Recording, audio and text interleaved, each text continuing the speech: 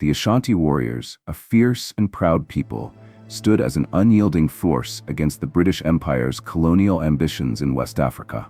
Led by remarkable leaders like King Osei Tutu and Queen Yaa Asantewaa, the Ashanti Empire became one of the most formidable adversaries the British ever encountered. Their courage, strategic brilliance, and indomitable will to defend their land and people left an unforgettable mark on history. But the Ashanti weren't just fighting to preserve their kingdom, they were defending their very identity. In the face of overwhelming odds, they fought against the might of one of the world's most powerful empires at the time. And though the British had far superior weaponry, the Ashanti's resilience in battle made every conflict a struggle for the British to remember.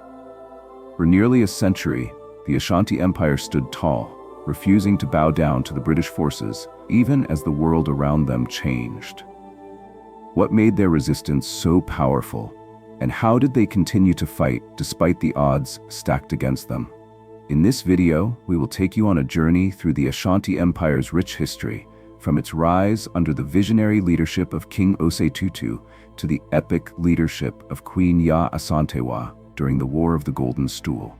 We'll dive into the brutal Anglo-Ashanti Wars, their legendary victories, and the devastating consequences of their resistance. By the end, you'll understand why the Ashanti warriors are still remembered as symbols of strength, bravery, and defiance against imperialism. The Ashanti Empire, one of the most powerful and influential African states, was born out of a vision for unity and strength. In the late 17th century, a legendary leader named King Osei Tutu rose to power, laying the foundation for the Ashanti's resistance against external forces like the British. Osei Tutu's leadership marked the beginning of a new era, where the Ashanti people could fight for a unified kingdom that would stand tall for generations. Before Osei Tutu, the various Akan-speaking tribes in present-day Ghana were divided, each living in their own territories with distinct practices and local leaders. However, Osei Tutu had a grand vision, a united, powerful Ashanti kingdom capable of defending itself against foreign invaders and establishing its influence in West Africa. This vision was realized when he united these tribes under his rule, creating the powerful Ashanti Empire in the late 1600s. Central to the success of Osei Tutu's reign was the Golden Stool, a sacred symbol of Ashanti unity and authority. The stool was not just a royal seat, it was the embodiment of the Ashanti people's collective spirit. According to legend, the stool descended from the heavens during a ceremony, and it became the focal point of the kingdom's unity. Osei Tutu's reign was thus validated by this divine symbol, which tied him not only to his people, but also to the gods. The stool became an icon, and defending it would later become a symbol of resistance against colonization. As Osei Tutu consolidated his power, the Ashanti kingdom grew in wealth, strength, and military capability. The Ashanti military was known for its discipline, strategy, and highly organized structure. The kingdom's forces were well trained, and their soldiers were heavily armed with muskets, spears, and swords. The Ashanti warrior class, including the Asantewaa king and his generals, played a crucial role in the defense and expansion of the empire. The Ashanti also placed a significant emphasis on military intelligence and strategy. While the British were often better equipped in terms of firearms, the Ashanti soldiers relied on their knowledge of the terrain, their ability to mobilize quickly, and their tactical expertise to counter the British forces. This gave the Ashanti an advantage in their early encounters with the British, allowing them to maintain their independence and resist external control. Osei Tutu's reign set the stage for a legacy of military prowess that would continue to define the Ashanti Empire for years to come. His vision not only unified the Akan tribes, but also laid the foundation for the fierce defense of Ashanti territory when the British started to encroach upon their land. By the early 19th century, the British Empire was expanding its reach across Africa, eager to control vital trade routes and extract resources. In the case of the Ashanti, the British initially saw the kingdom as a lucrative trading partner rather than a threat. The Ashanti Empire's wealth, particularly from its gold mines, made it an attractive target for the British. For years, the two powers coexisted in a relationship built on trade. Ivory, gold, and slaves were exchanged, with the Ashanti providing raw materials and the British offering manufactured goods in return. However, this peaceful arrangement was always precarious. The British, eager to expand their control over the region, began to encroach on Ashanti territory, seeking to dominate the West African coastline and beyond. The Ashanti, proud and fiercely independent, began to recognize the British as a growing threat to their sovereignty. Tensions began to rise in the early 1800s, when the British began pressuring the Ashanti to accept British protectorates, which would ultimately strip them of their autonomy. The Ashanti, under the leadership of Osei Tutu's successors, refused to be subjugated. They realized that their independence was at risk, and that their way of life could be destroyed if they allowed the British to take control. In 1824, a pivotal moment came when the British launched their first significant military campaign against the Ashanti. The British sent a force under Sir Charles Macarthy to assert British authority and secure access to key trade routes. The Ashanti, led by King Osei Tutu, were quick to respond, rallying their forces to face the invaders head-on. This first clash, known as the Battle of Simancao, was a brutal confrontation. The British forces, expecting an easy victory, were caught off guard by the Ashanti's well-coordinated military strategy. The Ashanti warriors, using their knowledge of the land and their superior guerrilla tactics, overwhelmed the British troops. Sir Charles Macarthy was killed during the battle, marking a humiliating defeat for the British. The Ashanti, though victorious, did not have the luxury of peace. The British, furious at their defeat, regrouped and prepared for further campaigns. The battle marked the beginning of a prolonged struggle between the Ashanti and the British, a struggle that would span over 3 decades and become known as the Anglo-Ashanti Wars.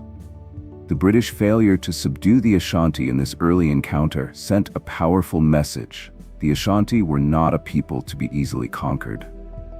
This was just the beginning of a series of fierce and determined battles that would shape the course of the empire's resistance. King Osei Tutu, one of the most revered figures in Ashanti history, not only laid the foundation for the empire but also shaped its military strategy and resistance against foreign invaders. His leadership was more than just political. It was deeply spiritual and symbolic. Osei Tutu's rise to power in the late 1600s was revolutionary. Through his vision and strategic alliances, he united several separate Akan tribes into a cohesive, powerful kingdom. The Golden Stool, which became the emblem of the Ashanti kingdom under Osei Tutu's reign, was central to his rule. According to Ashanti legend, the stool was delivered to Osei Tutu from the heavens, symbolizing divine approval of his kingship. This sacred object held immense spiritual significance for the Ashanti people and represented their unity and sovereignty. Osei Tutu's leadership thus embodied not just military strength, but also the spiritual and cultural heart of the Ashanti Empire. Osei Tutu's success was also tied to his ability to craft a highly organized military. Recognizing the importance of a well-equipped and disciplined army, he invested heavily in military training, organization, and strategy. Under his rule, the Ashanti became one of the most formidable military powers in West Africa, known for their discipline, strategic prowess, and formidable tactics. Their soldiers, trained in close combat and armed with muskets, spears, and swords, had a unique advantage in battle: unity under a common cause. However, despite Osei Tutu's genius and the Ashanti's growing power, the British continued to encroach on Ashanti territory. His death in 1717, though a significant loss for the Ashanti, did not mark the end of the kingdom's resistance. His successors carried forward his legacy of resilience and military excellence, continuing to defend the empire against external forces, especially the British. The Ashanti's resilience was tested to the fullest during the War of the Golden Stool in 1900, which came after Osei Tutu's reign. However, it is essential to remember that his influence remained a defining force for decades after his death. It was his political genius, military innovation, and unifying vision that created an empire capable of resisting British colonization. His successors, including the iconic King Prempeh I, drew heavily on the foundation that Osei Tutu had established. The military structure, the reverence for the Golden Stool, and the unity of the Ashanti people all remained pivotal to their resistance. even as the British continued their relentless push into Ashanti territory, Osei Tutu's legacy endured, shaping the battle strategies and the spirit of defiance that marked the Ashanti's resistance for generations. It was a testament to his enduring influence that the Ashanti, under his successors, managed to hold their ground against the British in the most difficult of circumstances. The Battle of Nsamankau, fought in 1824, was one of the most significant and dramatic confrontations between the Ashanti warriors and the British during the early years of the Anglo-Ashanti Wars. It was a critical moment in the ongoing struggle between the Ashanti Empire, under King Osei Tutu, and the British Empire, which was determined to assert control over the region. At the time, the British had begun expanding their influence along the Gold Coast and had set their sights on Ashanti territory. In response to their increasing aggression, the Ashanti decided to take a stand, organizing their forces to confront the British head-on. The Ashanti were led by King Osei Tutu, who took command of the military following the death of his predecessor, King Osei Tutu. The British, under the leadership of Sir Charles McCarthy, were convinced that they could easily overpower the Ashanti forces. They underestimated the Ashanti's determination, the loyalty of their warriors, and the tactical brilliance of their commanders. The British launched an expedition to punish the Ashanti for their refusal to recognize British authority, but they faced unexpected resistance. The Battle of Nsamankau took place near the town of Nsamankau, and it became a fierce and bloody conflict.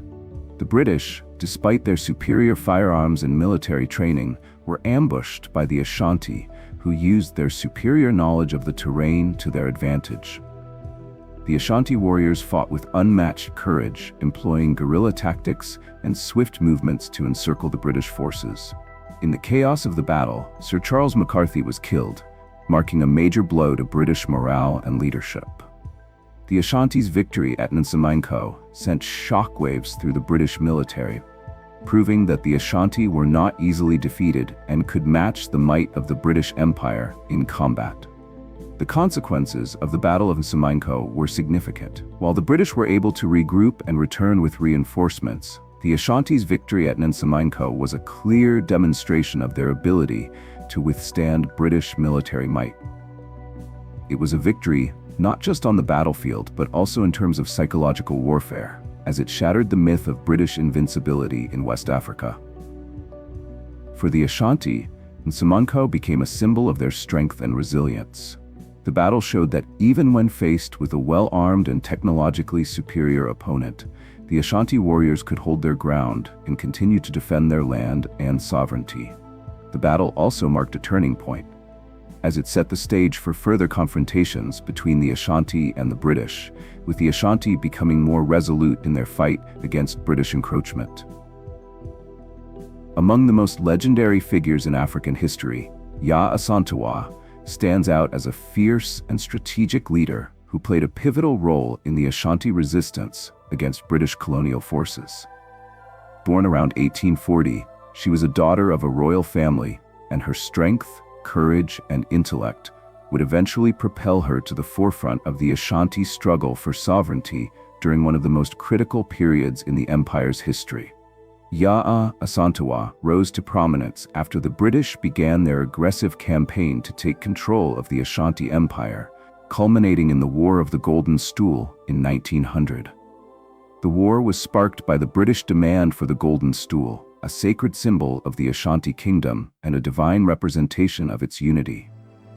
The British believed that, by capturing the stool, they could crush the Ashanti's spirit and further their colonization efforts in the region.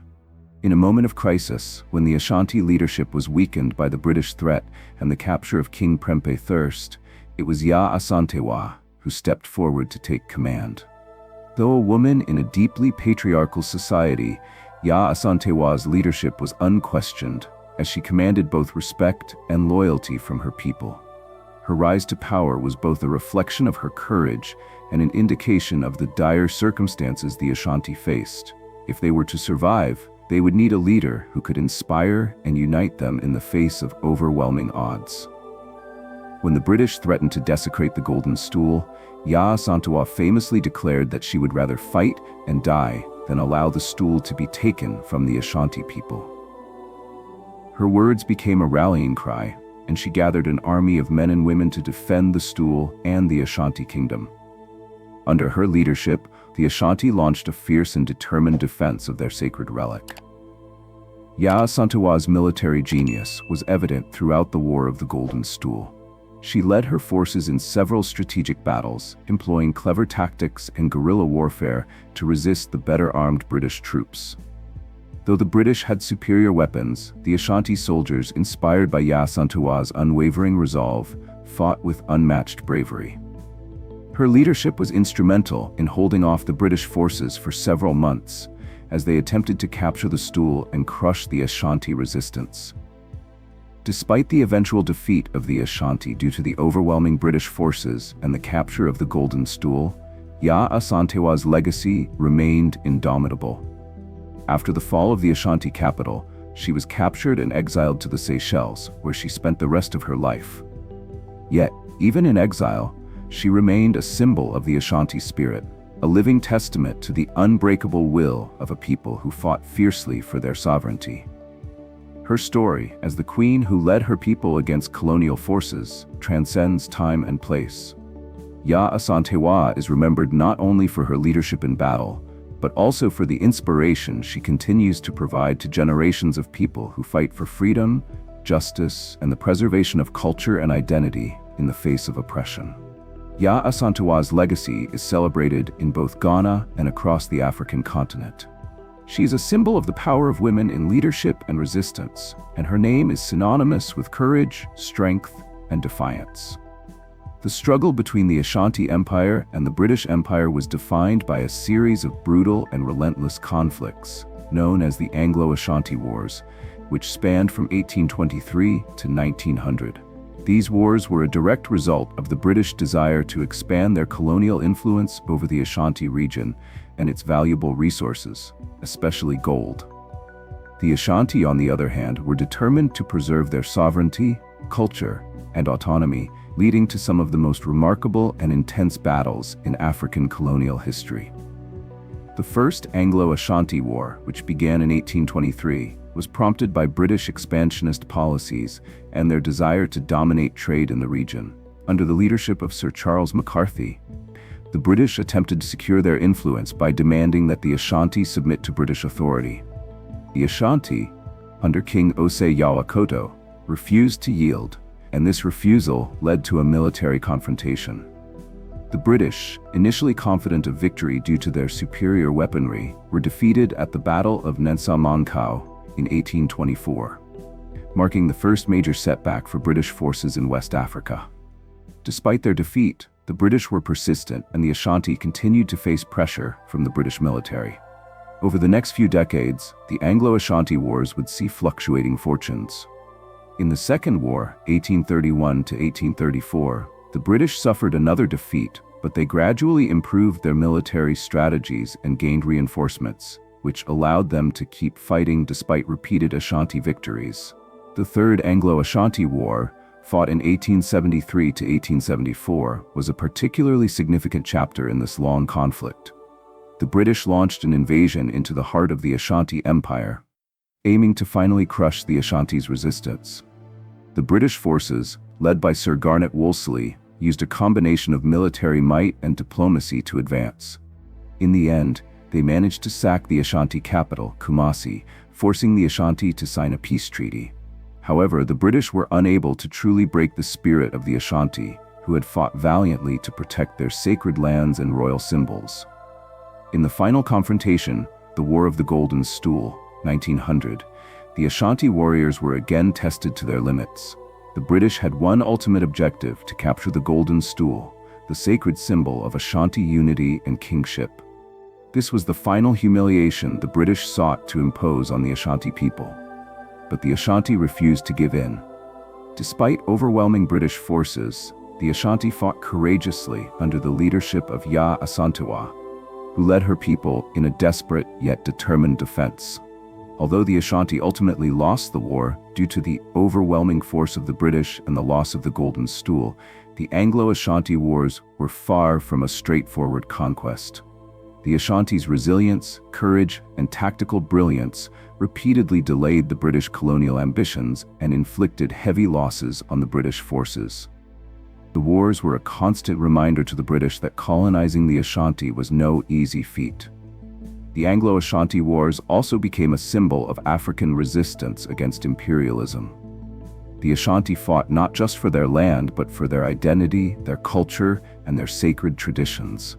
Their prolonged resistance demonstrated the strength of African kingdoms against European colonizers, and it became an inspiration for future resistance movements across the continent. Despite the eventual defeat of the Ashanti Empire in the early 20th century, the legacy of their resistance against British colonization remains one of the most powerful and enduring symbols of African strength, unity, and defiance against imperialism. The Ashanti warriors, from their charismatic kings and queens to the brave soldiers on the front lines, left an indelible mark on history, one that continues to inspire people across the globe. Even after the fall of the Ashanti Empire, the impact of their resistance was felt far and wide. The Anglo-Ashanti Wars exposed the vulnerability of the British colonial system in West Africa and set a precedent for future African resistance movements.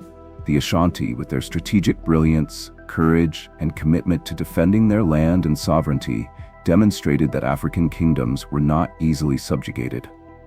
The British had to use an overwhelming military force to eventually break the Ashanti's will, and even then, they could not fully erase the kingdom's cultural and spiritual significance. The Golden Stool, a symbol of Ashanti unity, remained a potent symbol of resistance. Though the stool was taken by the British in 1900, its sacred significance was never lost. The stool's preservation, even in exile, became a symbol of the Ashanti people's enduring spirit, and it is still revered in Ghana today as a national symbol of pride and heritage. The Ashanti also made a lasting contribution to African culture and identity. Their rich cultural heritage, including their intricate arts, music, and traditions, continues to influence the Ghanaian nation and broader West Africa.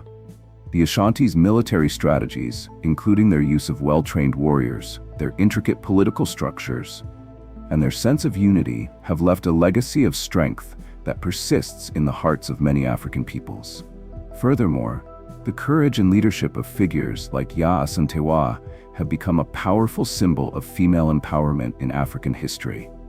As a warrior queen who led her people against the British, Yaa Asantewaa broke barriers and showed that leadership in times of crisis was not determined by gender. Her legacy is celebrated not only in Ghana, but also across the African continent, where she is seen as a symbol of resistance, strength, and the power of women in the fight for freedom. In modern Ghana, the Ashanti people remain one of the country's most influential ethnic groups, with their cultural practices, traditional authority structures, and strong sense of identity still playing an important role in the country's political and social life. The Ashanti Kingdom continues to exist as a traditional monarchy, and the Asantehene, the king, is a key figure in the region's governance and cultural life. Internationally, the Ashanti resistance against colonialism continues to be studied and admired as an example of African resilience.